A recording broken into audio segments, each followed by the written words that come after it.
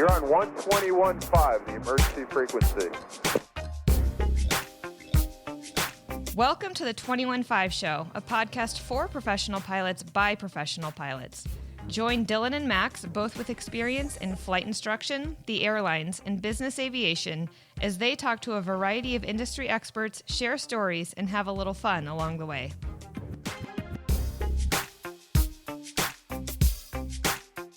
Do you hear that, ladies and gentlemen? It's the sound of the dark side of the Force coming through the microphone. Max is fully consumed. Give in to your feelings. Yeah. It is your destiny. I'm up to my neck. Well, we're doing a little remote recording today because you're back at 121, back at the schoolhouse. That's right. Through these doors. Level 4 requalification has commenced. How's it going so far? That's good. You know, it's back in the saddle. The light bulbs are turning on, remembering how things are done, what callouts are to be made. So 737, is it coming back to you? The very extensive flap settings that are normally featured on Boeing aircraft. I never got that, why there's like 100. But it was always seemed maximum fun for the flexibility. Guy. Yeah, I guess. It seemed fun for the guy moving it because it's like you can make these cool like little moves because you know how it like triggers with the spring. There's like gates in there. It's funny. That's another thing you have to get used to because you can end up calling for a flap set and the guys over there like, you know, you hear clicking and whacking around with the flap handle. It's pretty funny. It's the perfect analogy of the difference between Boeing and Airbus. Like all you need to do is show the like flap 1, 2, 3, 4 of an Airbus, and then the massive handle on it in the a flaps 737. 1, 2, 5, 10, 15, 25, 30, and 40. It's so with the gates and everything else. Yeah, it's funny. So, all right. Well, anyway, yeah, back at it.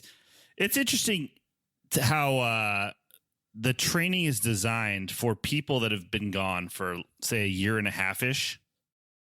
Oh, so they are actually like kind of tailoring this is tailored for this. And so essentially we talked about AQP, right? And it's kind of interesting when you take a step back. So when you come to initial, that's where you start, right? And then your training progresses year over year with AQP and what focus items they have and yada, yada, right? Well, when you're gone for over a year, so at 2 years out, you have to start over at square one. Okay. So we're 3/4 of the way there. So they had to design a program that basically incorporates what was missed in 2020, right? Because we weren't here for 2020 recurrent, essentially. And then also incorporates stuff in 2021 recurrent and requal, and also takes a bunch of people that were out for a year and a half, and some people did nothing. I mean, like literally just hung out. Some people got other jobs doing something other than flying airplanes, and some people were flying airplanes, whether a lot of people were in the military, ramped up their reserve flying or whatever, or in the guard, or they, you know, had some other civilian flying job like I did. And so you have to design a training program that encompasses all of that stuff and is tailored for all of those different set of circumstances. Okay. It's pretty interesting. It's pretty interesting. And like I'm training with a guy that was out. He had a job in aviation, but was not flying airplanes. So he's rustier than I am because I've been flying airplanes, but sometimes it's worse because all he remembers last was flying here. And I was a corporate guy and I, slacking on my call outs and flying a different airplane that's fresh in my mind. So I'm battling with that and doing stuff, that with the wrong airplane or things like that. So it's interesting how they just kind of mash everyone together, but the training is designed really well. It ends up working out really well. And sometimes you're like scratching your head and like, what are we doing? And then when it's over, you're like, yeah, I guess that made sense. This is working out. So anyway, they got to figure it out. I will say that it's working. Okay. And I mean, the call outs, that's one of those things. Is it like, does it come right back to you or? I'd say 85% of it does. Have you been using any non-standard call outs like, don't flaps. They ain't 20s, they 10s, but we keep them clean, though. No. I've kept those reserved for the corporate flying. Okay. The 90. Yeah, that's probably better. But it's interesting. A lot of people that have never flown in the airlines don't realize, like, the call is when you're pilot flying, it, for example, is landing gear up, and the pilot not flying says positive rate, landing gear up. It's not gear up, it's landing gear up.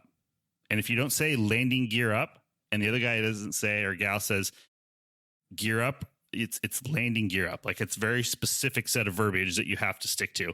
And everyone at the airlines probably realize that, but that's like, the sim instructor will correct you, be like, no, landing gear up. You're like, oh, sorry, landing gear up. And then one thing I've noticed in business aviation too, a lot of people will make a call out, and then the other guy will say thank you, or there's some other extra or please. response. Like, No, please. Please. Flaps Like, 5, please. No, it's just flaps 5. Yeah, there's none of that. So I it's good. It's good to get back and refresh. I think the tightening up, that's important. That's a good challenge for everybody. It's funny because one of our the big focuses this year is something called drift. Oh, where you get a little bit away from the standard, like saying gear up instead of landing gear up, or your call through 10,000 feet saying through 10 instead of saying 10,000 feet. And when it starts there, then you accept deviations, and then it goes further than that. And essentially, if you look at the Challenger accident of 1986, we watched a video and they kind of related it to that, and you're like, huh, there's something to this. That's the normalization of deviance. Yeah, that's great it. band name. Exactly. So anyway, overall, it's going well. PCs in a few days. Good. All will be good. Well, welcome back. We miss you at the hangar. But thank you. Life goes on. Big show today. Well, I think this episode is going to be really interesting for folks because in the past, it kind of ties into the decision you made and where you're at now. And you're at the airlines, and you talked about, man, I wish I could combine some elements of corporate and business aviation with some elements of the airlines. And so we had a listener write in from FlexJet, one of the head of training there, Jim Dunn, and he said, guys, there is something that's like between corporate and the airlines, and it's fractional flying, and that's one hole in both of our resumes that one box we never checked. So that conversation with Jim is coming up later in the episode, and I think it's fascinating because it really opened my eyes to a lot of opportunities and maybe things that are available to folks that maybe don't want to go the 121 route. A lot of unknown things came to surface that neither of us had any idea about, which is always really cool. That's the whole point of this show, I suppose, for everybody. That's right. But before we do that, we've got our regular segments we've got to attack. First, reviews. We got one more review. You want to read this one? The premier podcast for any pro pilot. Dun, dun, dun, dun. This was written by Assistant Regional Pilot. You get that reference, right? Yes, I do. Assistant to the regional manager. I've been listening to Max and Dylan since the start of the pandemic, and they have helped me guide my aviation career to where I want it to be. Their show is quality interviews. They are pretty hilarious, and I usually end up purchasing whatever they promote because I didn't know I needed it until they told me about it. Such as the 21.5 can cooler, which we have one left of. And it's the middle of winter. I mean, you need a can cooler right now. The timing might have been a little late on that one. Yeah, a little questionable on that one. $60. I got one left. I'll even do it for $59 if you do a $59 donation. 215podcast.com. Scroll to the bottom of the page for the donate link. We'd like to get that one out by Christmas so we can make our next Tumblr order back from Yeti. So thanks for the review, Assistant Regional Pilot. Shoot us an email, and I'll send you some stickers. I owe a lot of people some stickers right now. I'm going to do a big sticker bomb mailing here this week. Lots in the mailbag, Max, which is, of course, brought to you by our friends at Advanced Aircrew Academy. You signed up for some courses recently, I think. I did. Aircrew Academy, I did. I had them send us a couple of interesting courses, and I'm a little inundated with online courses as my iPad is up here, with all this stuff. But I do intend on checking those out, as I'm hoping you are also. And then we are going to have a really interesting segment based on some of those courses coming up in the future, so Advanced Aircrew Academy can demonstrate their mastery of aviation knowledge and their ease of use. If you're a corporate flight department manager, you need to educate the troops. What a great way to do it. Sign on, check out all the courses they offer at aircrewacademy.com. On to the mailbag here. This is a good one. Now, we've talked about this before. It says, hello, I've been listening to your podcast for a while now, and I figured I would pass a suggestion to you guys. How about a podcast centralized around airline basics from a spouse/significant other point of view? I'm trying to sell my wife on making the jump from military aviation to the airlines, and I think it would be great to hear the good, bad, ugly from their point of view to set expectations. How does it change from the regionals majors? How does it change with seniority? Just some help setting expectations and understanding the basics from that point of view could be interesting. And that's from Kevin. I think we have a lot to say on that subject.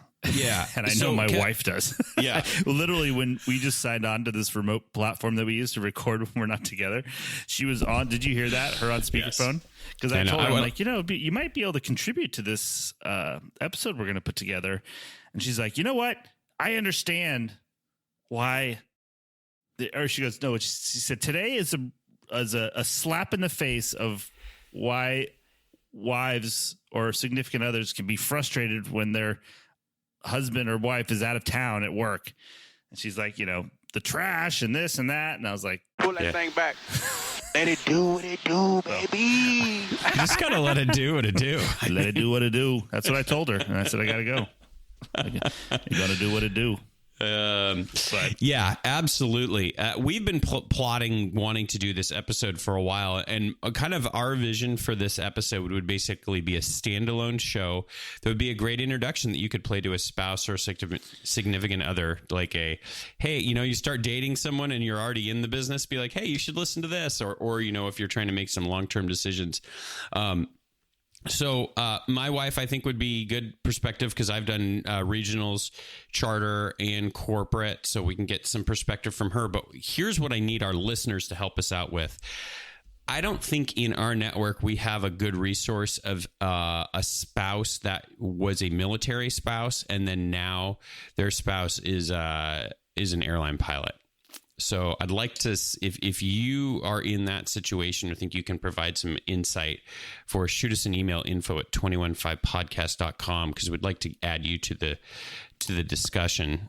Or anybody else that just has good or unique perspective on this whole quandary of the good, the bad, and the ugly. Right. But I think it's a great I mean, how nice would it be if you're younger and in aviation, you start dating someone seriously or something, and you could be like, hey, listen to this episode. This will kind of explain some things for you, Well, yeah, and we've gotten multiple questions from listeners that are at the regionals or things like that are kind of in the beginning stages of their career trying to figure out, because really you don't really know until you've experienced it. So great suggestion, Kevin. We agree with you that would be a great topic. So we'd love to compile a few resources so we can hit all the different angles. And we'll move on with that. Okay. You want to do the next email? Gentlemen, I was wondering if anyone, like the FAA, will question the Part 91 operation of an MD-87 that overran the runway at Houston Executive Airport in Texas on October 20th and burned. Thankfully, there were no serious injuries among the 21 occupants. However, you ran a segment some time ago on airplane companies in which the aircraft owner forms a holding organization, in this case, 987 Investments. Operates it under 14 CFR Part 91 of the regulations, although the company received payments and reimbursements from an overreaching organization, also known as the Flight Department Trap, and we did a great episode on that. In the past, you can look it up with episode 45 with John Clark. With John Clark, an attorney. It was one of our most popular episodes, believe it or not. Yep. He continues here and says, the FAA has questioned this in the past. The issue came on their radar after the Challenger 600 accident at Teterboro Airport in February 2005 about whether such operations might be commercial in nature. In this case, probably under Part 125. I would be interested in your comments. Best regards, retired and still listening. Mike Steffen. Good email, Mike. I wish I had more information on the operating structure of this particular entity. I don't have any specific comments on that. Did you see the AvWeb just published the article on what they believe was the cause there, the elevator jammed elevator, which is a problem in the past. Yeah.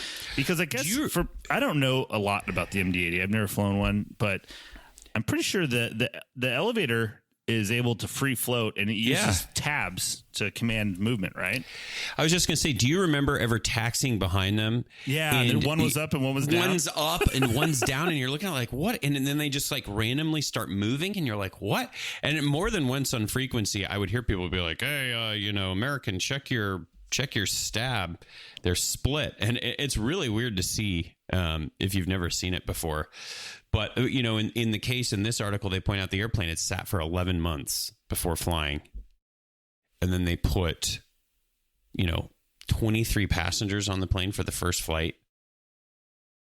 There's going to be a lot of red flags. So getting back to the emailer's question, Mike, yeah, my guess is there's going to be some serious investigation. Yeah, we don't know the operation of this, but I think what he's saying there's is a lot of red flags. It's not really passing the sniff test. Just looking, like we've said, if you guys didn't listen to that episode, one of the big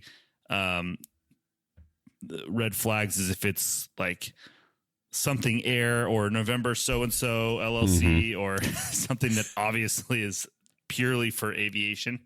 Yep, and that company only exists to promote the operation of aircraft, then the FAA is taking the stance that it's can be considered a commercial operation, and therefore you have to jump through some hoops to make everything good. Yeah, lots of good point, Mike. Flags. Yeah, we'll continue to follow this as keep monitoring that. Yeah, we get more info. Last email. Hey guys, you wondered how many people listen to the podcast at some multiple of normal speed. How many emails have we gotten about the speed thing? So many. Totally off my radar. I am one of them, and I can tell you that every aviation podcast I listen to is at least at 1.25, if not 1.5 or 2 times speed. Aviation podcasts are the only podcasts where this is necessary. I don't know what it is about aviation podcasters, but none of them talk at anything approaching a normal conversational pace. It's the listening equivalent of taxiing behind SkyWest. I've never thought of SkyWest as being a slow taxier. I don't know. That's been an American thing, right? You're back in the airline game now, so I guess you'll have to report back on that. I don't remember them going slow either, but it's probably younger pilots are trying to build their time so they can go on to the majors. So I get it. Blocker better. All that's to say, it's nothing personal. It seems to afflict the entire aviation podcast world, and that world only. Still love the show and look forward to each new episode when it drops. Leisurely, Andrew in Michigan. For mild entertainment, try listening to a favorite. It says P.S. For mild entertainment, try listening to a favorite podcast at half speed. They'll sound absolutely toasted, and it's delightful. So I feel like we talk at a normal pace. I don't know. I don't know what to say, Andrew. We're doing our best. Here's a funny thing. I don't know if this ever happens to you, but I listen to podcasts a lot in the bathroom, like in the shower. And my Apple, because I have a cool Sonos speaker in there, so you can hear them. I don't know, and just take a shower and listen to something. All right. And what's funny is if I'm wearing my Apple Watch in the shower, I couldn't figure this out for a long time, but my podcast would always slow down or speed up and do this, like go to half speed or 2 times speed. I'm like, how is this happening? What's going on? And the water from the shower was hitting my Apple Watch, and it would always hit the button. Apparently on your watch, it has the speed button on it.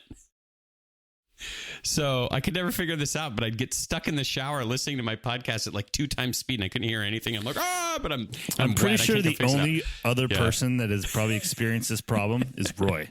It seems like you and him seem like the only people I know that listen to a podcast in the shower. And I listen to a lot of podcasts, but it's never occurred to me to do it while bathing. Yeah. So, meanwhile, everyone at FlexJet that's listening to this podcast, waiting for their interviews, shut the show off. They just turn their head sideways, looked at and like, what is this? Great. What are we doing? All right. On to flight advice brought to you by our friends at Harvey Watt. the largest provider. Every time I screw it up. Harvey Watt, the largest provider of loss of medical insurance for professional pilots. They send that newsletter out once a month. That free newsletter is kind of like a health update for pilots. They had an interesting thing. The first thing on the newsletter this month was men getting hurt. Based on emergency room statistics, here are the 10 most common ways men hurt themselves. Have you seen this? No. Number one's pretty obvious, but it's manly. It's power tools. There were a couple that, being on a ladder was number 2. Using a lawnmower was number 3. Okay, pretty good. In the garden, shovels. Here's one that I liked, though. Number 7 was cutting firewood. I don't know how many dudes are cutting firewood still, but I guess a lot. You live in Arizona, bro. Yeah. And then here's the best one, though. They're all pretty manly, except for number 8 and number 10. Number 8 is doing laundry, which I don't even know how that's possible. And number 10 is ironing clothes. So, yeah. I would say just, show this list to your significant other and be like, I'm doing this for us. We out there. We're doing it. Yeah, we're doing it. I'm going to avoid doing these things because, I got to protect my medical certificate. For safety. This is important. Yeah, this is a safety thing.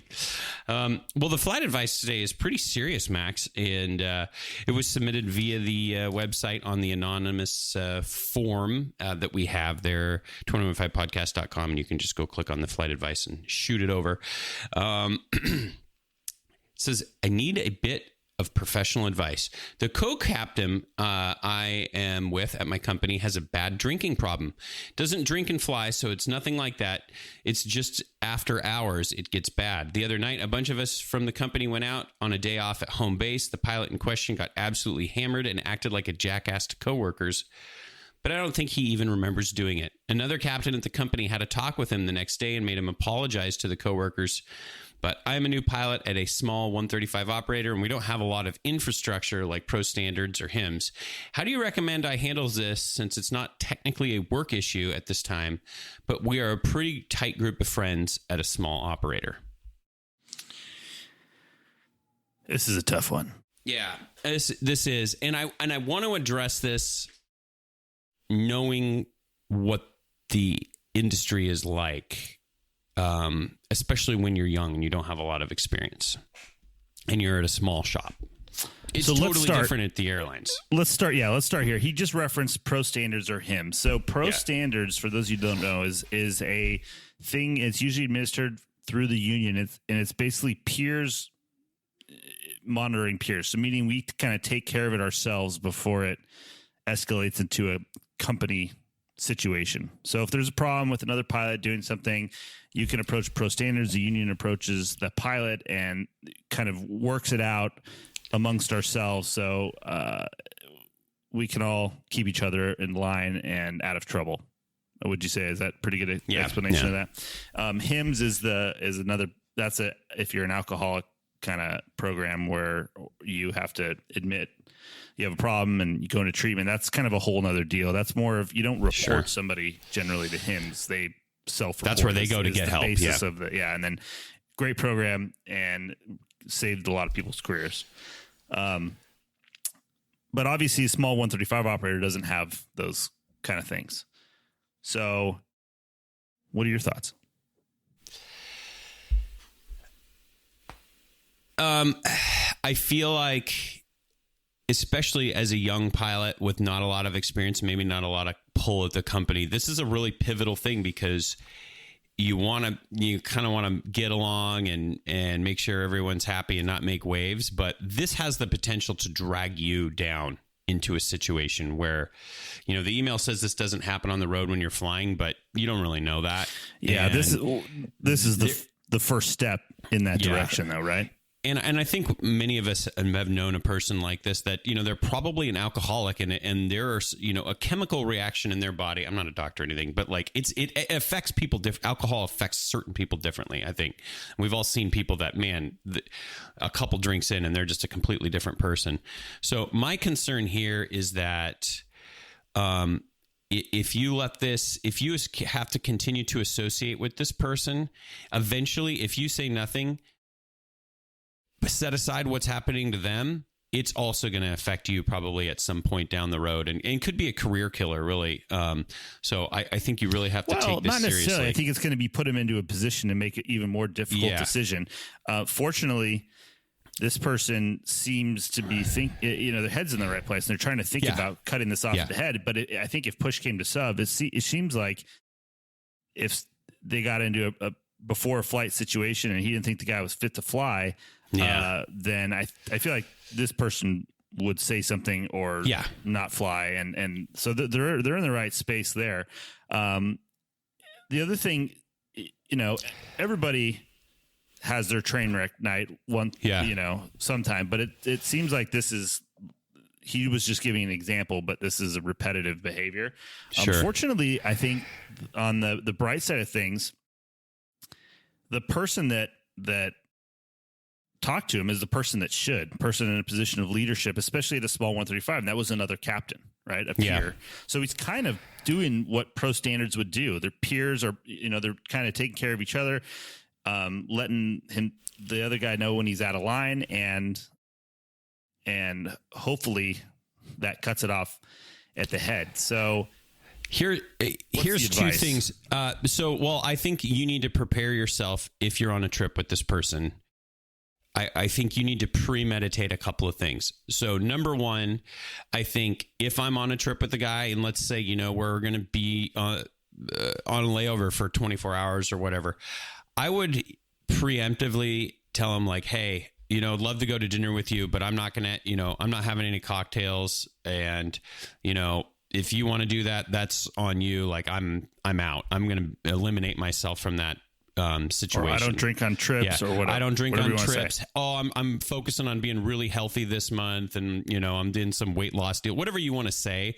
But I think having a good excuse to remove yourself from that situation is really important. Number one, on a trip, and then number two, if it does feel like you show up at the airplane and you do have a reasonable suspicion that something's going on, I think you need to prepare have a game plan in place on how you're going to approach it. Yeah, and how you're going to intervene, essentially. And how you're going to intervene. Save your career and the captain's. And so my first reaction to this, I'm like, they clearly said it's on a day off. Everyone was just hanging out. Yeah. I'm like, what are you going to do? Say the guy, you don't like what the guy does on his free time at home. That was my initial reaction. And then the more I thought about it, in the business that we're in,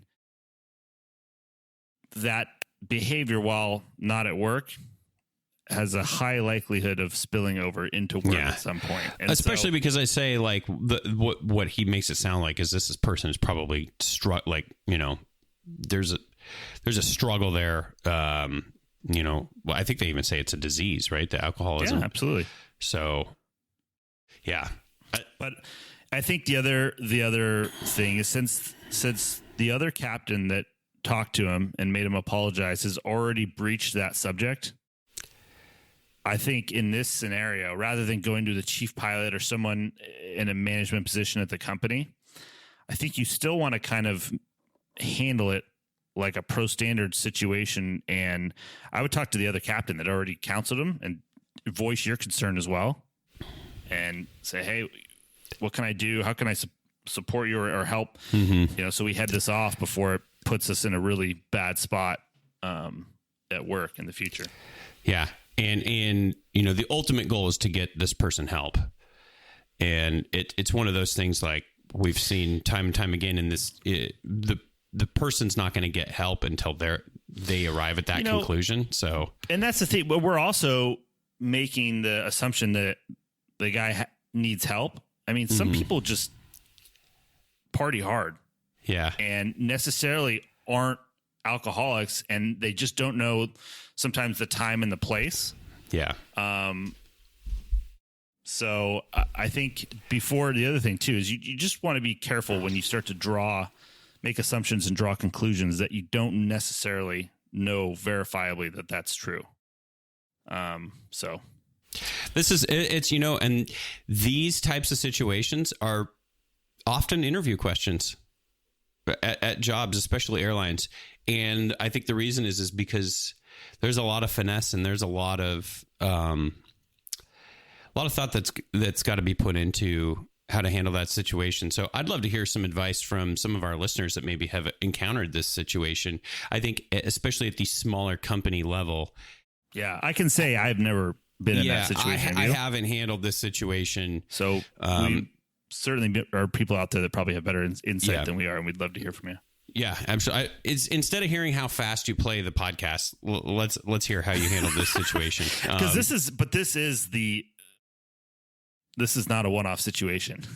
This has been asked in interviews. This has happened a lot of times.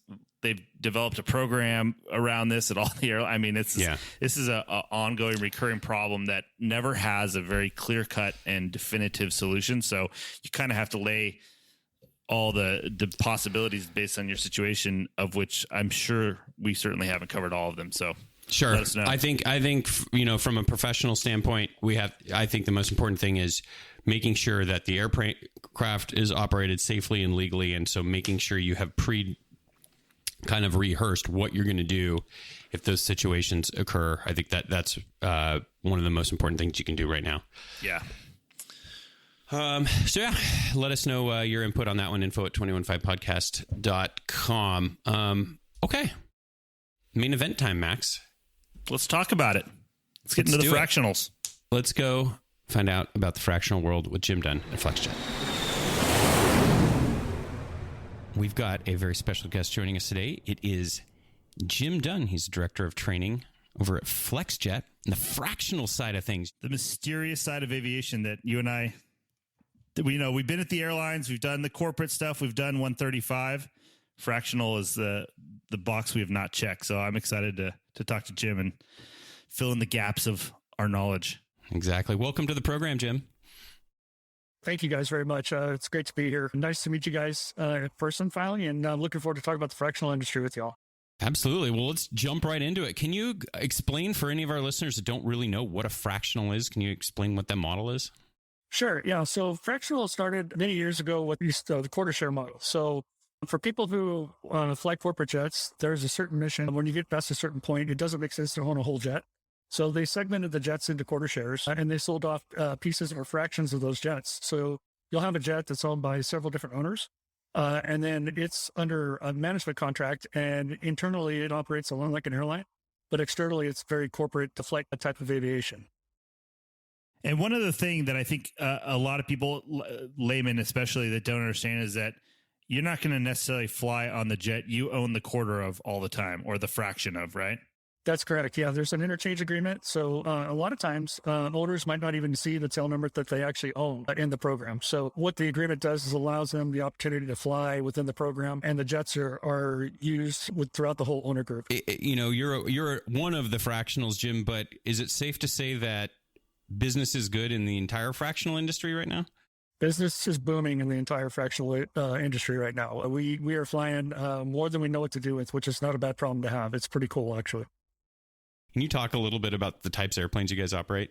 Sure. So we actually operate 6 different fleets right now. We operate the Phenom 300. We operate the Legacy 400/Praetor 500, which is the new Embraer product. We operate the Challenger 300, 350. And then in our large cabin fleets, we operate the Global Express. We operate the Gulfstream G450 and the Gulfstream G650.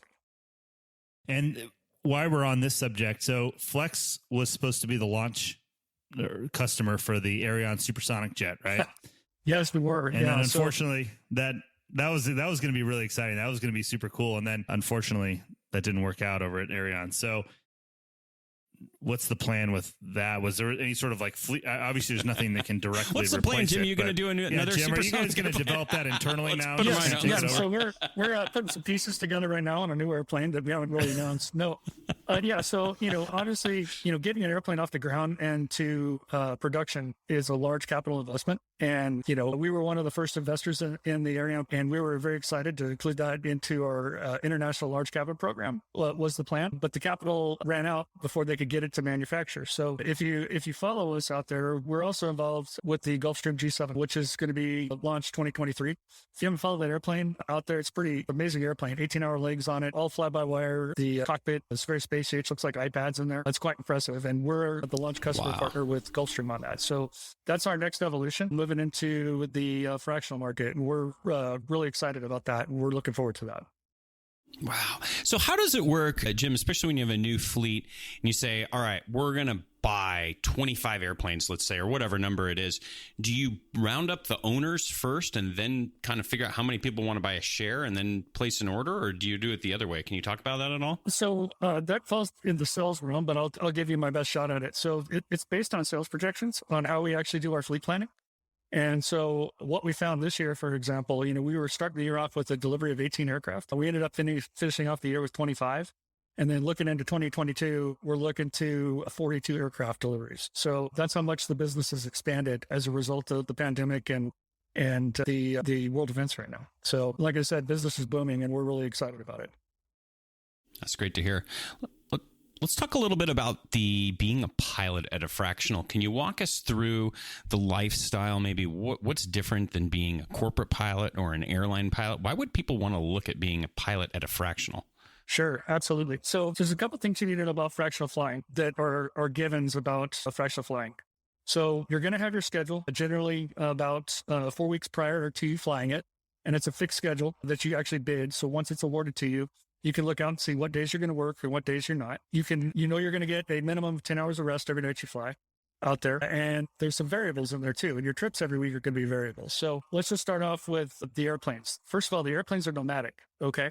So different from the airlines, where the airlines have 4 or 5 bases and you bid on the different bases, we have 80 bases because we airline pilots to airplanes. It doesn't matter if we have 1 pilot in a base or 100 pilots in the base. So it makes it really easy for us to have 80 different domiciles out there. So that's the first thing you need to know about fractional flying. Those fixed items, you know what days you're going to work, you know what days you're going to have off, and those are every week is going to be different. So 23 years of doing this, and I still go on and fly, and there's still airports just in the United States alone that I never knew even existed. The missions that we do, everything from private ranch airports for high net worth owners to major large class B airports, and you might even do both of them in the same day. So it's very dynamic type of flying. On average, we'll service runways anywhere between 4,000 and infinity feet. So that gives us a wide range, about 5,000 airports alone just in the United States. And then you add that to an international dimension. And it's quite a aviator's mission. It's a fun way to fly. One of the things I've always said about, I went from business aviation to the airlines, but I never would have gone to the airlines if I couldn't be based where I live. And that's only a luxury that some of us have in only a few cities in the country, right? For different airlines and so. So I've always this is a great option. If you don't live in a big airline base and you want that kind of structure, this is a perfect alternative to be based at home, and getting to and from work is not your problem or your worry, right? Yeah, no, absolutely right. So, having at 80 domiciles, you've got a lot of choices of places that you can live. The great thing about the domicile system versus an airline. So an airline, let's say you bid for a particular fleet and seat and it gives you a certain city. So let's say it's Chicago and you're excited about going there. And then someone senior to you says, hey, you know what? I like that fleet and seat in Chicago. Guess them. So you're going to get bumped out, and then you might be, getting a crash pad, LaGuardia, or wherever the case may be. Geez, Jim, are you trying to pour salt in the wound here? I'm just kidding. I got displaced from Phoenix to Las Vegas. That's why I'm saying that. But there you go. So so you might get displaced. Well, he's right. That can happen. Turns out. So for us, it doesn't matter. So if I've got take Dallas for instance, is where I live. If we have 100 pilots here, 1 pilot, 1,000 pilots, it doesn't matter because we're going to airline you to the airplane. That's interesting. I had kind of forgot. I hadn't even thought about that really, that you can't really get displaced. Yeah, exactly. And a couple other cool things about our domicile system that I don't think a lot of people know. So let's say you come into the business and you're living in, we'll use Phoenix since you guys are out there, and you decide, you know what, my family and I, we'd really like to move to the East Coast, so Charlotte's an option. You basically give us 30 days notice, and then you move to Charlotte, and now you're based out of Charlotte. So, it's really that simple.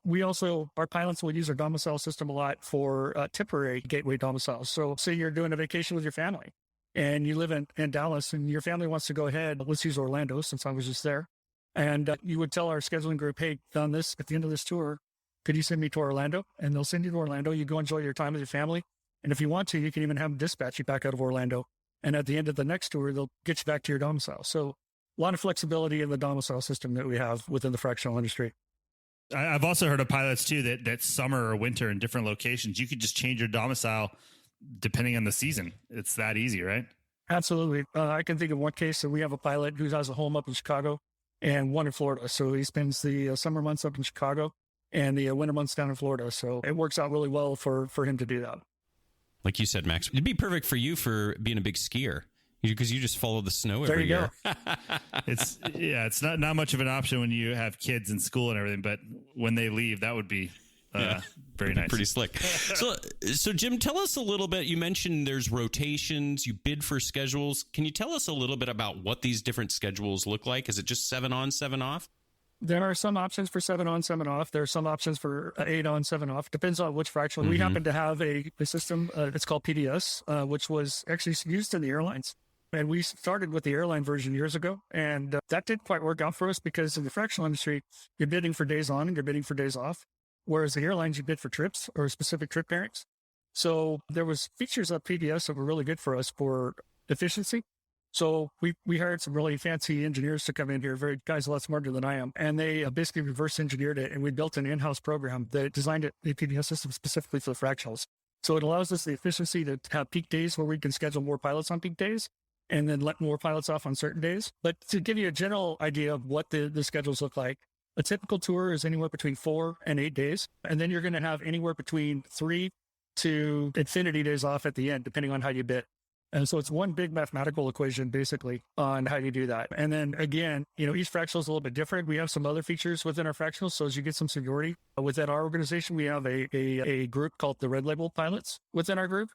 And the feature of being in the Red Label program is that you actually get to work with a team of 3 pilots and actually handwrite your schedules. So you have maximum flexibility in your schedules working in our Red Label program. So it's something to aspire to. Wait, can you explain that a little bit more? Yeah, I've never heard of this. Absolutely. Whoa. Let's stop right there, Jim. Did you say you could write your own schedule? Yes, you can. All right, go ahead. So we have a couple of programs within FlexJet. That's pretty exciting. So we've got the basic fractional program where we use PBS. And then we have what we call the domestic Red Label program, which we actually operate in our Challenger 300, 350 program and our Legacy 450, Predator 500 program. And what we do in that program is we actually build teams of 3 captains in that program, and it's done by seniority. And they're actually have a dedicated tail number that they're assigned to and they're responsible for when they do this. So it's the tail number is assigned to them to the most junior pilot of that group of a 3-man team. And that 3-man team works together, and they've got one rule, basically. And the one rule is that they cover the left seat of the aircraft 365 days a year with 1 day of overlap as they make the exchanges. So it gives them maximum flexibility to write their schedules. So they actually turn their schedules in. They work as a team and say, hey, okay, who's working Christmas this year? Well, last year I drew the short straw, so you get to do it this year. So vice versa. And then they'll actually write their schedules out. And so it's a really interesting concept. And to be honest with you, it was kind of a very, no one knew if it was really going to work. It's been very popular within our ranks here as the pilot group. And so about 65 to 70% of our pilots now are in the Red Label program. So they actually get to write their schedules. That's so cool. So are they actually flying they're flying that same airplane all the time, right? Because they're all just rotating off of it. Exactly. You're responsible for that tail number. So one of our peak tenets is fanatical attention to detail, and that really increases that fanatical attention to detail when that airplane belongs to you, because now, let's say you have a window shade that has been NEL'd for a couple of days and you swap into that airplane. Well, it's going to get fixed within the NEL time, but you might push that maintenance controller a little bit to get it up and running because you have that pride in that airplane. So it's about focusing on the details and having the pride in that particular tail number.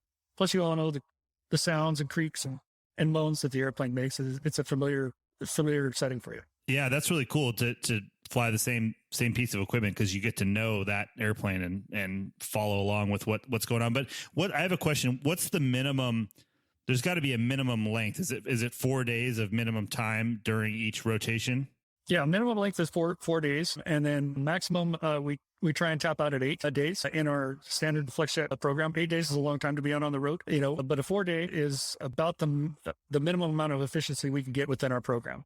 So we put a 4-day limit on the one end and an 8-day limit on the other end.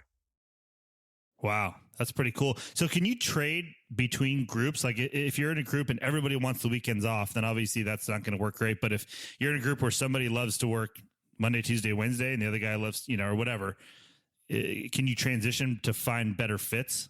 Yeah, so that's the benefit of the Red Label program. So you don't necessarily want to hire work with your best friend here, because your best friend might have the different working idea than you do.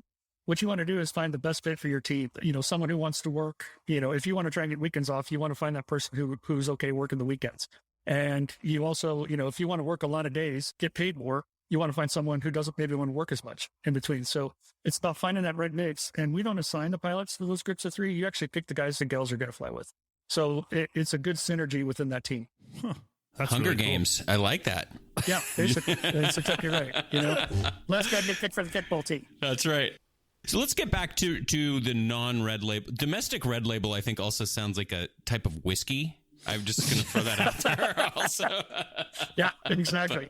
But let's get back. You were mentioning PBS. So let's say I'm just a regular line pilot. I'm not a red label or anything like that. So I can go in and basically, from my understanding of PBS, let's say, oh, my kid's got a big soccer tournament one weekend, so I'm going to put that as a priority to get off. And I get his doctor's appointment in the middle of the week, a different time.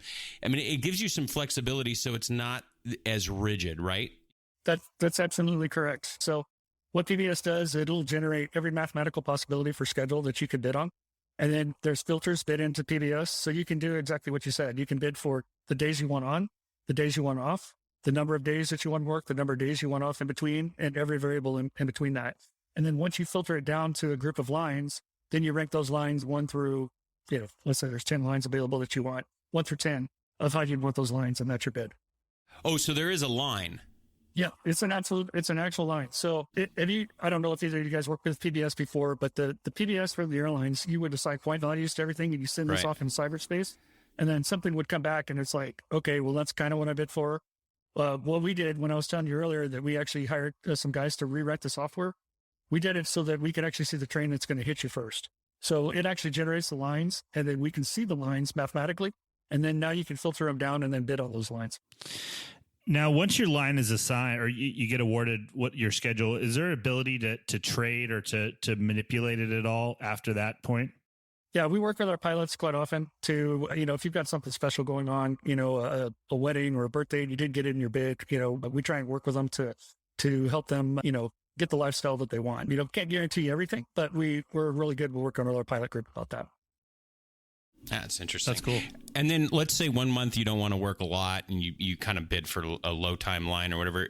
Do you generally base this by like your pay is based on the days of availability for the month? Is that kind of sort of how it works? So you get paid on a daily rate. And then so however many days you're assigned is what you're going to get paid for that month. So you could bid for as little as 14 days on per month or as many as 18 days. So you guys are pilots, and this is all pilots listening on here. Pilots think about 2 things. They think about schedule and pay. And so when we're thinking about how we actually build our schedules and how we look at our pay scales, we try and give maximum flexibility to do both things, so you make a really sustainable wage and you have a good quality of life at the same time. And, and everyone's different, and you're exactly right when you say that, Dylan. Some guys, they might have a month where they don't want to work a lot, but hey, Christmas is coming up. I really would like to work a little bit more and make a little extra money. Wow. It's starting to sound like the best of both worlds, like you advertised. So, Jim, let's shift gears a little bit and talk about the process of becoming a pilot at a fractional. Let's use FlexJet because obviously that's where you have your specialty.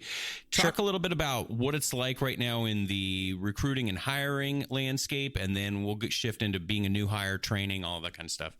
Gotcha. So for 2021, our goal has been to hire 200 pilots this year. So we've actively been interviewing usually 2-3 times a week, and we're running in-dock classes every 2 weeks. So looking into 2022, our goals have been assigned to us. We're looking for 300 pilots for 2022. So we got a lot of work cut up for us.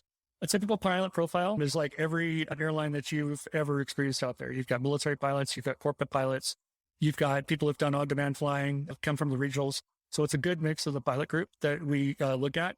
Average time for a pilot coming on here. So our advertised minimums are 2,500 with 500 multi, 500 turbine. We do make some exceptions with that, depending on what the resume looks. And so the typical process for a pilot to get hired on here, you start with applying at FlexJet.com, and then it goes through a phone screen process. We look at your application. If you meet the qualifications, we take you through a phone screen process. And if we like you on the phone screen, we send you to Dallas where you do a panel interview and a simulator evaluation. And the panel interview, we call it a technical interview, but the panel interview, we're really just trying to get to know who you are. One interesting thing about the fractional industry that we really focus on, this is a customer service business. And so when you come in for the panel interview, we're trying to find out a little bit of your customer service skills, how you interact with people, how are you going to be to be with for 8 days on the road? And that's, just as important as being a good pilot. We'll find out your technical skills in the simulator. And the simulator evaluation we do is about a 20-minute evaluation where we look at the basic instrument flying skills, a CRM, and then make sure that you're going to be successful through our training program. One other thing, Jim. So I just did a quick Google of pilot pay for FlexJet. I was just kind of curious, and it's interesting. The advertisement that you guys have right now is three things and one really caught my eye. That's very different from anywhere else. So over 80 domiciles, we talked about that. First officer pay starting at about $100,000. That's correct. Yep. And the other one was guaranteed captain upgrade opportunities after 5 years. And it says in here, so right now its forecast is 2 years, but as we know in aviation, a forecast is worth about what it's written on. But it says guaranteed captain upgrade at the completion of 5 years. How does that work?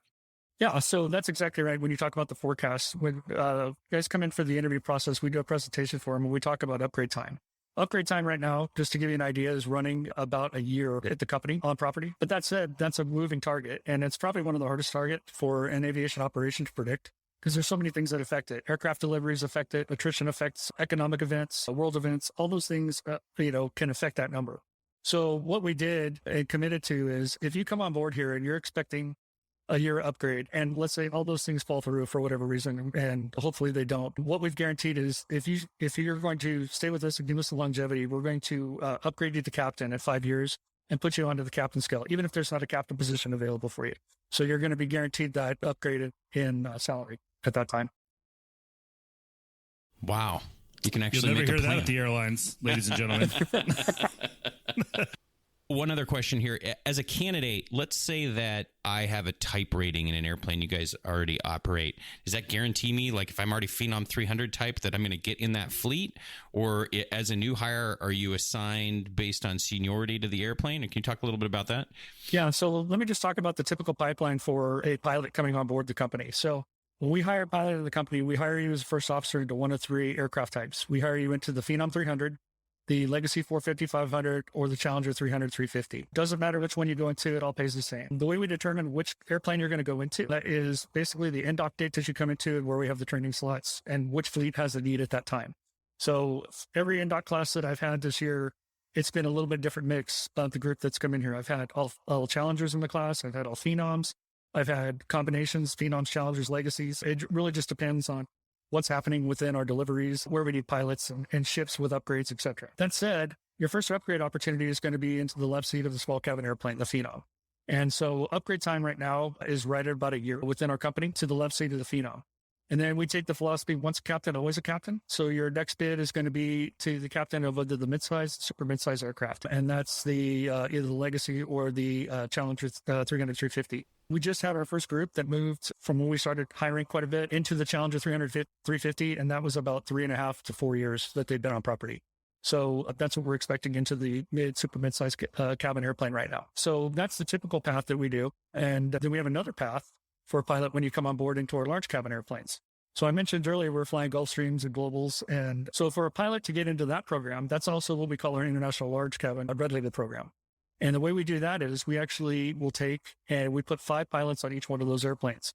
And it's an interview process to get into those airplanes. So what we do is we put out 2 opportunities to apply for the position. You can either apply for a commander on the aircraft or a pilot on the aircraft or both. And then if you apply for a commander, you'll interview for commander. And if you get selected for commander, they give you the list of all the other pilots that applied that's on our seniority list. And then you build the team of your other 4 pilots on there.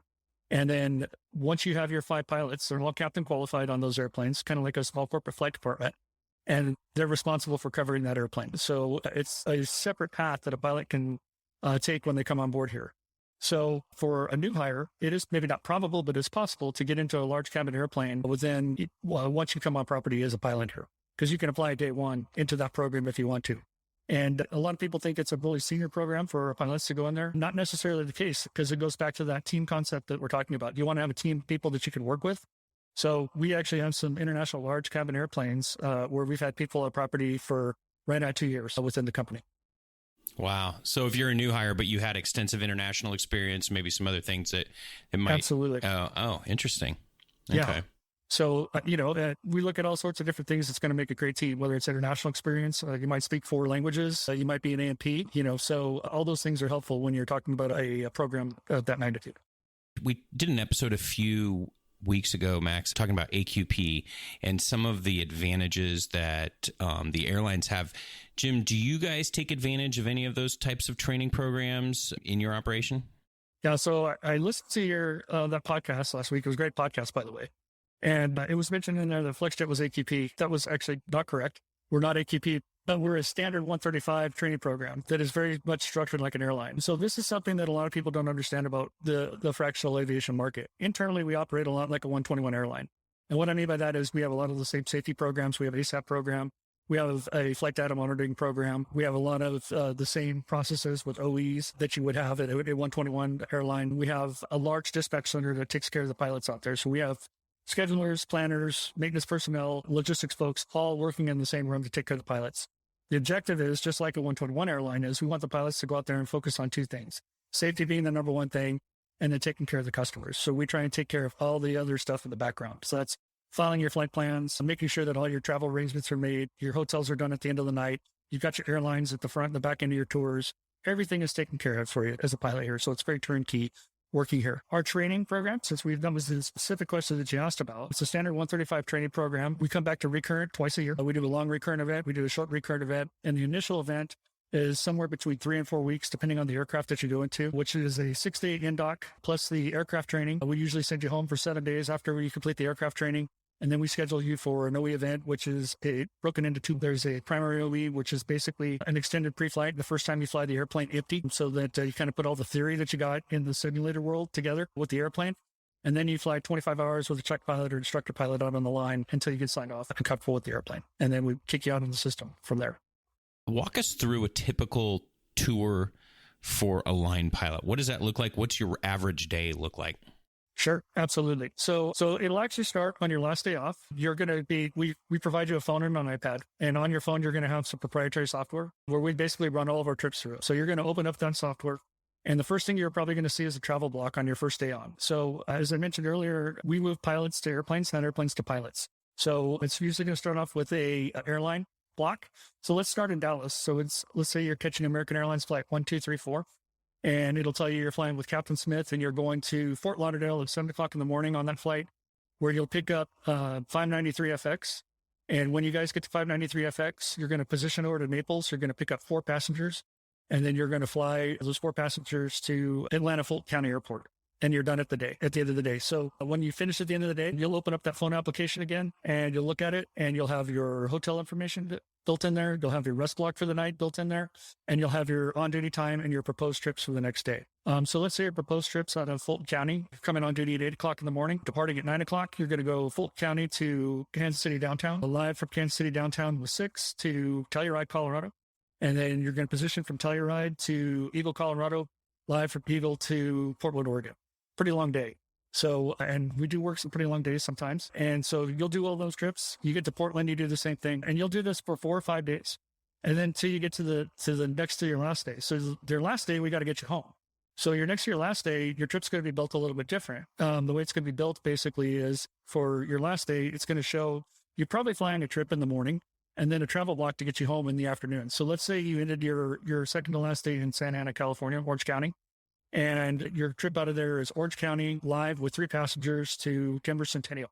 And then when you get to Denver Centennial, you have an airline out of Denver, American Airlines 4567, departing Denver at 4 o'clock, gets you into Dallas at 7:30. And so now you got to figure out how you're going to get from Denver Centennial over to Denver International. You catch your airline, you go home, you turn your phone off, you enjoy your time off with your family, and you come back and do it again the next week. And it's going to look totally different as far as your trips are concerned. So the fixed things that you're going to have is you're going to know your days on. You know your days off. You're going to travel on your first day. You're going to travel on your last day. You're going to get a minimum of 10 hours of rest every night, sometimes more, uninterrupted. And then every week, your trips are going to look different. That was a great explanation, Jim, except for one question I have. Yeah. How do you get from, what's the ground transportation situation? Do you get a car? How does that work? Yeah, so this is an exercise in plane strengths and automobiles, which is actually part of the fun of the job sometimes. So we use Uber a lot. Sometimes we use sedan services. Sometimes we use taxis. And even in some cities, we've been known to use the trains and the buses at times. And depending on where your trip ends, if you end up in the Caribbean somewhere, you might actually get a water taxi to your hotel at night. So there's been lots of stories about that over the years. So, so we definitely utilize the transportation system. The one thing I didn't add in there is we'll rent a car every once in a while too. So on a normal overnight, though, you're typically using like Uber or the hotel van to get to your accommodations? Most time, if everything works out the same. But then you're going to find yourself in Muleshoe, Texas, where, you got Stan's taxi cab service, and that's who you're working with to get you to the hotel that night. Right.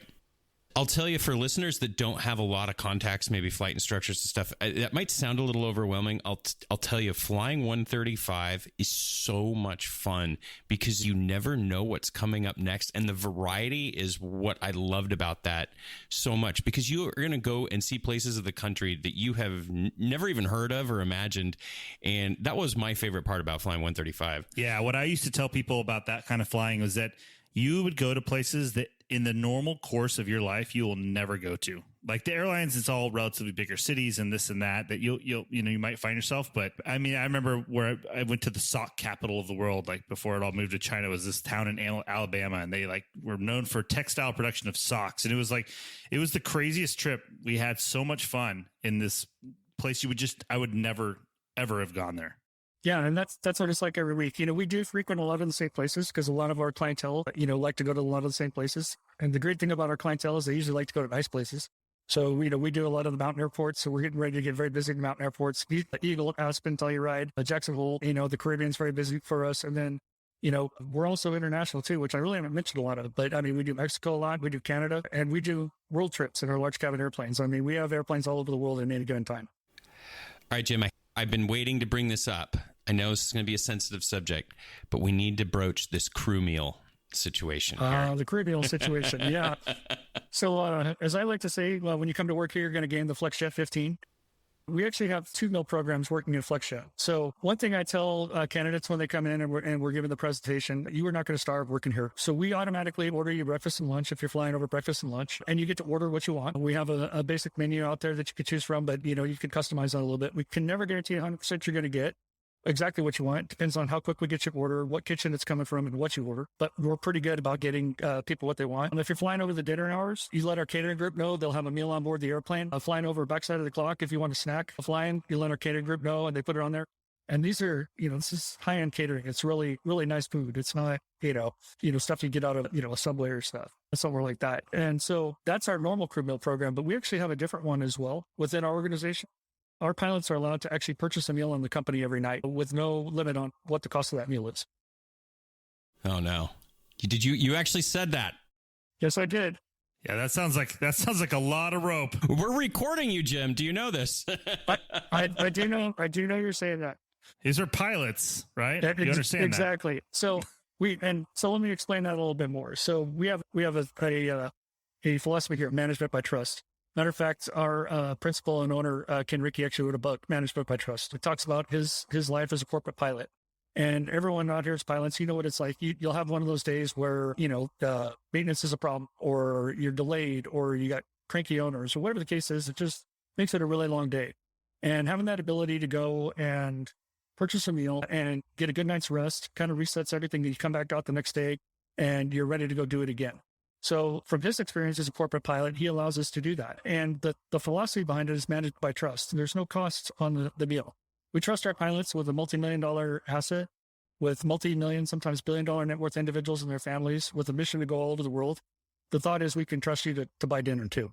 And so, I will tell you on an average night, a pilot spends between $30 and $35. Most guys and ladies out there eat like they normally would eat. But you're going to find yourself in a place or one of those days where a steak really just sounds good. Go get the steak. It's okay. It's not a problem. If that's what it takes to reset you and make you eat better the next day, so be it. I would be at the FlexJet 30, I think. This could be a big problem. Yeah, trust me, you will not starve if you come to work here. That is not a problem we have at all. And it really is a great system. It makes it a great way to work, and especially the catering system, it's all taken care of for us. It shows up at the FBO, you pick it up, you put it on the airplane. The line crews love us because we usually have a plethora of food on board the airplane, so they're usually going to eat pretty good that night when we pull into the chocks. You were talking about tough days with maintenance and other things. I remember working more on the retail 135 side. The passengers were a big wild card because a lot of times, in retail charter, you really don't know what you're going to get. A lot of people are first timers. They don't know what to do. Have you noticed a difference between retail 135 passengers and fractional passengers? Yeah, absolutely. So the fractional passengers are more of a sophisticated flyer. And, if you do this long enough, you actually start to establish some of the relationships with the owners. They're very savvy in aviation. They know a lot about business aviation and corporate jets and are very in tune to what's happening in the market. They come to the fractional side of the business for the reliability and the safety aspects of it. And it's a great clientele base. I can't say enough great things about the owners I've had the opportunity to fly in my career. So it's not the turn the kids loose in the cabin and ground up cookies in the carpet all the time. you might see that. I mean, being honest, you might see that every once in a while, but then, you'll also have the passengers who will get off the airplane and you'll look back in the back and the belts are all crossed and it's all cleaned up and the trash is put away. So it's a great way. It's a customer service business. It's about taking care of people and the people that we get to take care of are fantastic. So, Jim, let's talk a little bit about some of the similarities between a fractional and the airlines. Maybe there's some airline folks that are looking to make the jump. And Max and I always kind of recommend for airline folks, hey, this is a good introduction to business aviation because there are some similarities. Do you guys have unions? Do you have contracts? What things might airline pilots find that are similar? So a couple of things that I think are similar in the airline world and the fractional world. So the first thing is schedules. They're fixed schedules. So you're going to know what days you're going to go to work or what days you're going to come home. So that's a big piece. You have a lot of the same safety programs that are built into the company. So ASAP programs, flight data monitoring are within the organization. We go through several different audits on a regular basis. Plus, we're managed by a full certificate management unit with the FAA. So they're very involved in our organization. The maintenance is top notch in the fractional industry. We have superior maintenance. FlexJet alone has had over 21 Diamond Awards with the FAA, and we go through quite a few audits with that. You will not find better maintenance in the industry. In some of the fractional airlines, you will find unions, and some of them you won't. FlexJet is a non-union shop, and it's, I've worked in both a union shop and a non-union shop. That's one of the things I really like about working at FlexJet. We have a direct line to management, and it works really well. So no union per se, but there's like a contract or a pay scale. I mean, there are some things that are set in place, right? That is correct. Yeah. So we do have a published pay scale. When you come on board property, you're given the pay scale in our pilot supplement. So you can project out what you're going to see, for the life of your career within the company. Plus the benefits are very good, comparable to an airline. We've got great medical insurance. We've got loss of license. We've got disability. We've got both short and long term. We've got 401k, 100% match up to 6%. So a nice retirement as well. So you've got not only a good cafeteria plan for benefits, but you've got a good working lifestyle, a fixed schedule that you can count on, and great safety and good maintenance within the organization, very similar to an airline. Sounds like an easy transition. Do you see any retired folks, they're required to retire at the 121, at 65? Do folks come over to you after retirement to continue flying? Are you seeing that? We do have a few people that come over to continue their career within the organization, and it's always a good addition to the mix as well. They bring a lot of good experience to the group, and we've got to meet some just great people who've had stellar careers in the airlines, have come over here and made a stellar career here as well. And then, what about some of the similarities, or as you compare it to corporate flying as we know it? Yeah, so the best way to think of a fractional operation is it's 121 internally and very corporate on the external part of it. So as the pilots, you're the face of the company. You're taking care of the passengers. You're making sure that all their needs are met. So when we look for pilots, we're looking for pilots that want to get on board the airplane. They want to turn right first and take care of the owners. And then we want them to turn left, go in the cockpit, and then fly a safe airplane. And as I tell a lot of the candidates when they come through, I'd love to say every day is going to be perfect, but the reality is things fall through the cracks daily. And so you need people who want to be mission driven, who can go out there and pick up the ball and solve the problems. And what that means is basically we work with a lot of vendors, for instance. So car services, caterers, FBOs, and, catering might fall through its cracks, and that owner is expecting, a fruit tray on the airplane. So you have to kind of think outside the box and figure out how you're going to solve that problem and get that done. Make sure it's an exceptional experience. We may have ordered a sedan for them, and somewhere that order got lost. So guess what? If the sedan's not there and you can't get that a sedan or other transportation booked for them, you might be getting the crew car to make sure that they get to their meeting on time. And so it's about taking that door-to-door experience for the owner. From the second that the sedan rolls up to the airplane, you open the door, they're in your charge until you close the sedan, and they're on their way to their final destination. It's interesting. So a lot of people ask me, why did you go to the airlines and leave corporate aviation or whatever? And I said, there are things about both that I really, really like. And if I could take those things and combine them, you would have pretty close to the perfect flying job. And it's interesting because the more I learn about this, the more the overlap, it kind of gets into there. Now, of course, there's still advantages to corporate certain things and to airlines versus the fractional, but certainly is the closest thing that there is to meeting in the middle. It's really interesting. And it's going to be interesting, I think, too, to see where it goes over the next couple of years, because we're certainly in a pilot crunch. 2022 is going to be very interesting with that. And I think that everybody's going to have to, company-wide, from the company standpoint, is going to have to put their best foot forward to get the most well-qualified candidates, which is going to be interesting to see how that changes from the top airlines down to the one airplane corporate operator and everything in between. Absolutely. I can also tell you in our recruiting process, one of the things we say, and we're very direct and open when we bring candidates in and give them the presentation. This job is not for every pilot. There's a lot of great pilots out there, but not everyone aspires to do this type of flying and the customer service aspect of it. So we tell candidates they're interviewing us as much as we're interviewing them, because we want them to come here and know what they're getting into when they come here. And you do have that, that personal touch that you have to deliver to the owners. And a lot of people don't want to do that. They just want to go out, fly their trips, and that's okay. There's nothing wrong with that. So that's kind of what we look for in candidates when we bring them on board.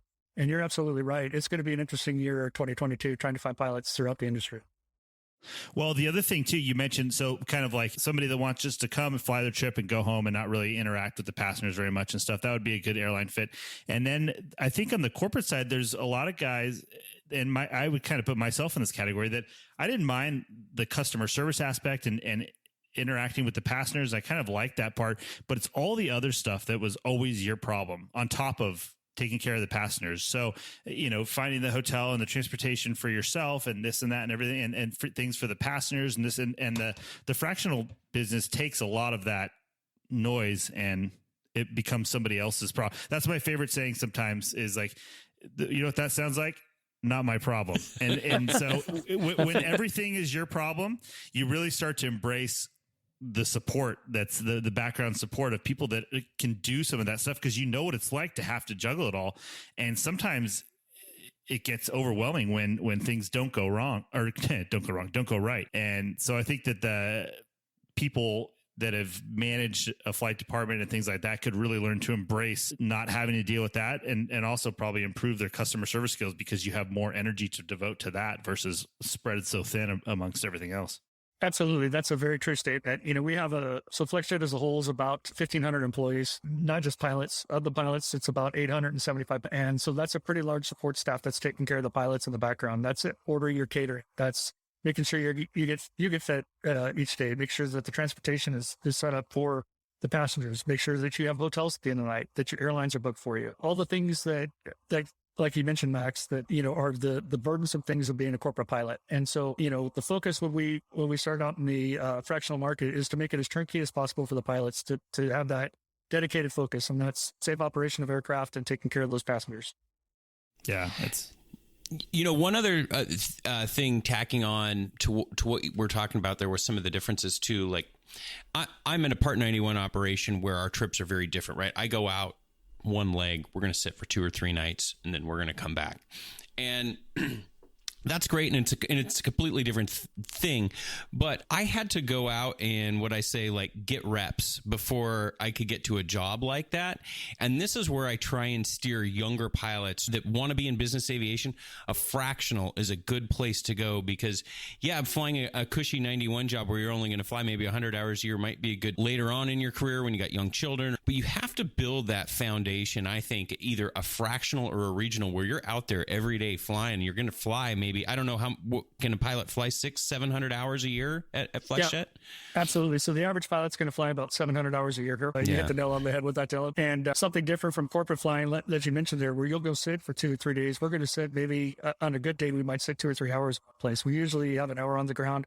We turn right back around and we're out flying. We're very efficient about how we schedule our airplanes, our crews.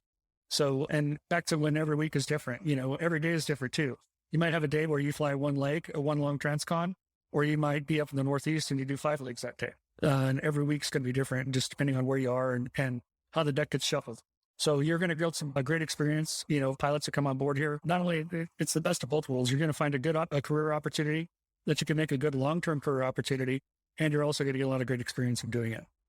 Well, it was really interesting because our friend who lives in Phoenix that's on the Legacy, he was telling me about a little bit about how you guys were doing the shuttle stuff and how that was all working when they were staying off the airlines. That was really impressive, just how the logistics behind that were crazy. Yeah, we actually built our own hub and spoke airline using Phenoms, and we had Dallas was the hub, and we had 11 spokes where we would move crews back and forth. And it was great at the initial part of the pandemic. It started to wear a little thin towards the end, but it really served a great purpose. And it kept, we did some pretty innovative things at the beginning part of the pandemic and kept everyone employed and working. And we came out of it busier than we ever have been. It's been fantastic. Yeah, that was really cool. All right, Jim. Well, I think you've answered all of our questions. That was really interesting. And now, of course, like we do with all of our guests at the end, we're going to put you on the spot for a good story, funny, interesting, whatever you got. Wow. Okay. So, doing this job, just like anybody that's been doing it a while, I've got lots of flying stories on it, but related to Fractional and just the company in general. So Hurricane Irma in 2017. And if you remember that, there was a big evacuation order in Florida to get people out. And what we did for our owners was awesome. And I got to be a part of that. So we basically took a Challenger 300, 350, and I was one of the pilots on there. And we actually went down to Florida. We ran shuttles out of Florida from Florida to outside the hurricane zone multiple times, as long as we could, to get our owners and their families and some of their friends out of the Florida area. And so, not necessarily a funny story, but a great story. And it's a great tribute to the company I work for, because it's about taking care of people, not only internally and externally. And that included, some family from our pilots as well. So it was quite an interesting experience. It was because as people started to move north, I remember we landed in Miami and it was like the apocalypse had hit Miami because nothing was moving on Miami airport, which was, unheard of to ever see that.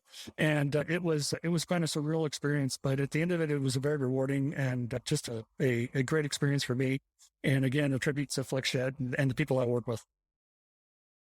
That's interesting, Jim, that you bring that up, because I was doing the same thing during that same hurricane. And I remember that because I think I went to Fort Lauderdale. We picked up the company that I worked for at the time. One of our biggest customers, like, just needed to be bailed out. Like it was, he had waited too long, and his family and the airlines had already bugged out. And we were one of the last ones. I think Fort Lauderdale it was middle of the day, but they're like, yeah, we're signing off. And the tower left. Exactly. And it was just, and it was, yeah, you're right. It was like the pot. There was nothing around. You're at this huge, I was at the big Fort Lauderdale airport, and there was nothing going on. Oh yeah. Like nothing. It was crazy. Like nobody even on the frequency. It was unbelievable. And I think the Tracon left too. And so they did. Yeah, they did eventually leave. We just blasted off and and we were at the very end. Like we barely were able to get fuel and blast it out of there. But that's funny. I forgot about that till you just brought that up. I think that was in the G3. That was back because you said it was 17, right? 2017 Hurricane Irma. So it was crazy. Yeah, I remember the last part of that, our last trip was back to Orlando, which was just north of the storm. So we were going to do one more trip out the next morning. And I remember descending into Orlando, and everyone was moving north of Florida, and it just looked like this line of ants. It was crazy. So, but so this is one of those stories that sticks out in my flying career, amongst many of them. This job, though, has afforded me several different opportunities. I've gotten to fly major league pitchers, multiple major league pitchers, a guy going for his 300th win. That was an exciting experience. You never know who's going to be in the back of the airplane. I've taken average guys that you meet, and you take them to Washington, D.C., you check into the hotel, you turn on the TV, and you find out that he's a CEO of a major defense company, and he just signed this multi-billion-dollar deal, and you just took him in there. So it's just a great experience working for Fractional, because you just don't know who's going to get on your airplane, who you're going to see, and where you're going to go. And it just makes it a fantastic job. Good stuff. Well, Jim, that was awesome. Thank you for all the info and enlightening us into the fractional side of aviation from a pilot's perspective. Jim, if folks want to get more information about FlexJet, maybe look at applying and seeing what you're offering new hires, where's the best place for them to go? So go to flexjet.com and the hiring tab. That's the first place to go to put your application in. And then, of course, you can follow us on all the major social media platforms, Facebook, Instagram, LinkedIn. Please log on there. And there's always information out there as well. And then if anyone has a specific question, they're free to contact me directly through my email. And that's at james.dunn@flexjet.com. Mention offer code 215podcast for a free crew meal. Yeah, there you go. Awesome, Jim. Well, thank you so much for your time. We appreciate it. And good luck out there. Great. Thank you guys very much. It's been great to be on the show with you guys. Let it slide up off the ground. We in ground effect, baby. We in ground effect, just riding that thing. Soft feel, baby.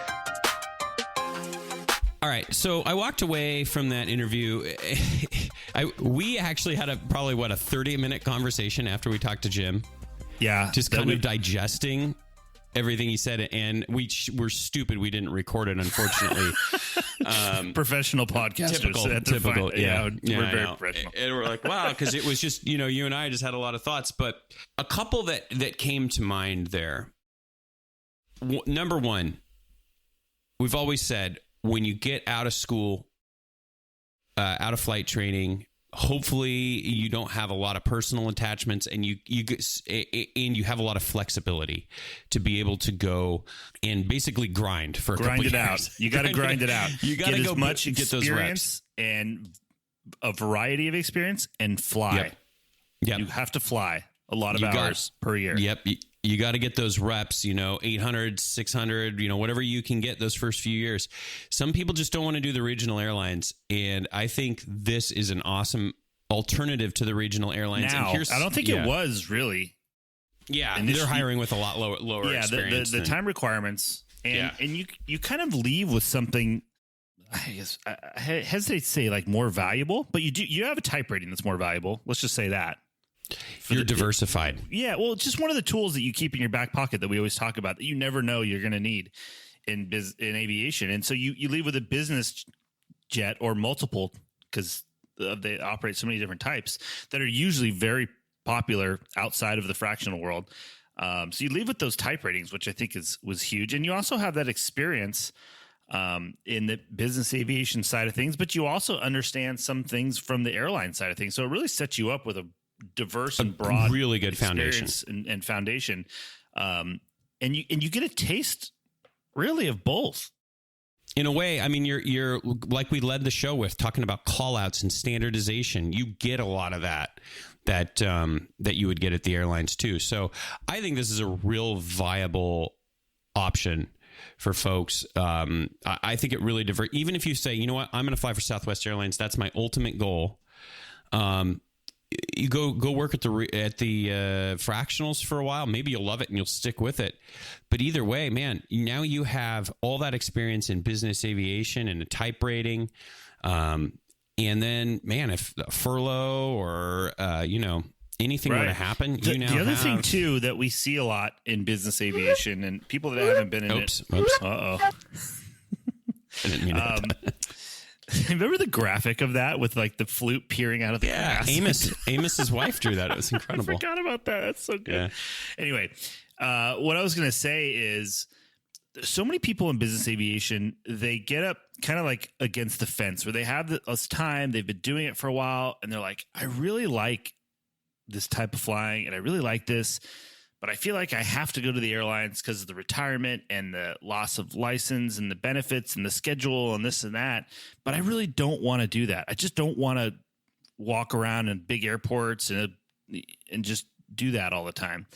And I think that the fractionals, which is, like we said, kind of splits the difference very well, is oftentimes overlooked as a final destination that provides some stability and some of those other benefits that you don't traditionally see, and regularity with schedule, with bidding a schedule and knowing when your day's off, and all of those other issues that we contend with in business aviation.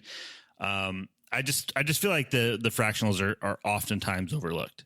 And I think when people get there, we have a friend that has evaluated, a very analytical guy, and has evaluated all the airlines and this and that and the retirement numbers and blah, blah, blah. And his decision was to stay at NetJets and make his career out of it, which I don't know that was his intent upon getting hired there. But well, I think here's one major factor. And, we get so many emails about commuting, right? And we got the email from, I think even in the last episode, the guy that lived in, was it Tampa or it was a secondary city.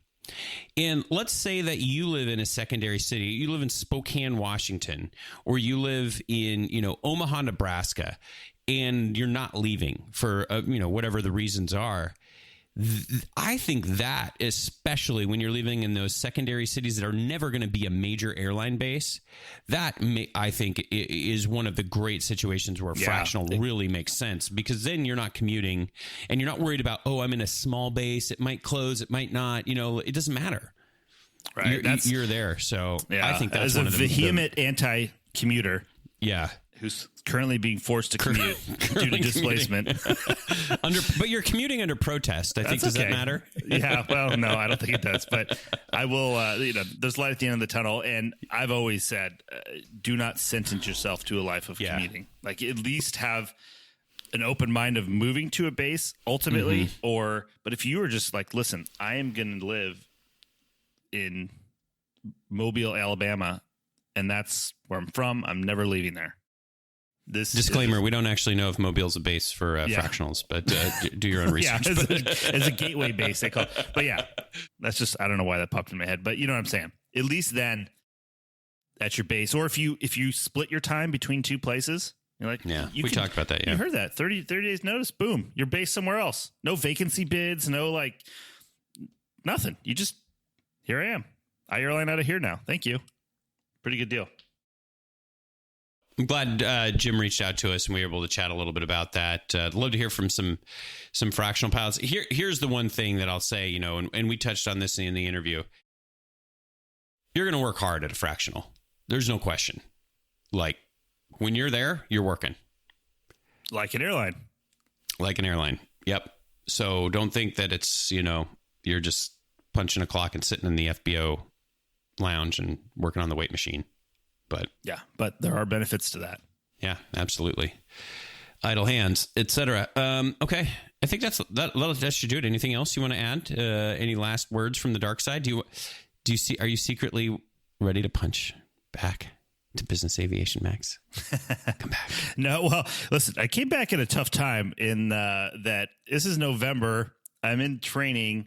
Then I get scheduled for OE at the end of November, which happens to be over Thanksgiving kind of time, and it's just it's a tough time. But like I said, I've always said the key to being a successful airline pilot is having a good attitude and realizing and not getting caught up in the things you have no control over, like when I get scheduled for OE and other things. So you just say, hey, you make the best of it. You make the best of it. All you can control is your attitude. You control your attitude and try and stay positive and move out smartly, because that's literally your only choice. So you may as well make the best of it. So that's what I'm doing. But I'll tell you what's interesting is you come back and we don't have a lot of close friends and stuff that were in the military. So a bunch of cool people here. We're hanging out and I was talking to one of them, and he used to fly the B-2, and we were kind of talking about some of that. And he's like, flying the B-2 is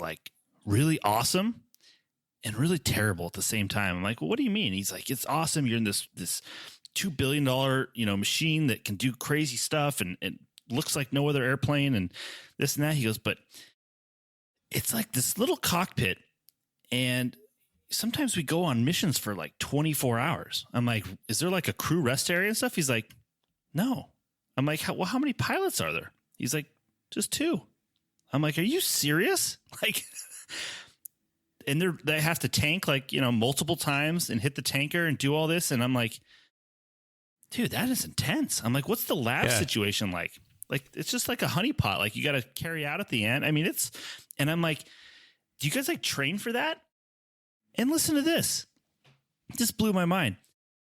They have to go and they do a 24-hour simulator session. They lock them in the simulator for 24 hours and they go fly a mission. Like, they have the lab in there, in the sim, the whole thing. I'm like, are you kidding me? I'm done at, hour and a half to 2 hours for that. I'm jonesing for that break. Could you imagine? 24 hours. 24 hours. Then, off you go, boys. Listen to this. Then they wanted to see what the limit of human endurance, like how long someone could actually do this. And somebody volunteered and they put him in a simulator and they flew in the simulator, did like mission stuff before the guy finally tapped out and was like, I can't do it anymore. It was 44 hours. That's still less than Ken Minus's 48 hours or whatever. But that's the airplane, not the pilots. Dude. I know. God. That's insane. Do you believe that? Man. I just got out of a 44-hour sim session. Yeah. I'm like, what? Like, we have to have a cooler back there? I mean, what? I don't know. Then I started Googling it. They've done 33-hour missions where they take off from like Missouri and go all the way. How do you maintain the mental acuity through that? Well, they have like supplements that you can take to help with that. Because there's no way. There's no way. Like, how do you sit? I've stayed up for over 24 hours before, but that's like doing stuff, not sitting in it. You know me. I sit down for too long. It's lights out. So it's unbelievable. That just blew my mind. So anyway, you never know what you're going to learn when you're back in training. I think we'll leave it at that. Well, enjoy the rest of training. Enjoy the turkey and mashed potatoes in the crew lounge. Hotel. Thank you. I'm working over Thanksgiving too, so it's just the way of things. It's part of the game, baby. That's going to be in the episode of the spouses and, lifestyle. We'll cover all of that. So, all right. Until next time, folks, remember, flexibility is the key to our power, especially over the holidays. Respect. See ya. Rock on. The statements made in this show are our own opinions and do not reflect, nor were they under any direction from any of our employers.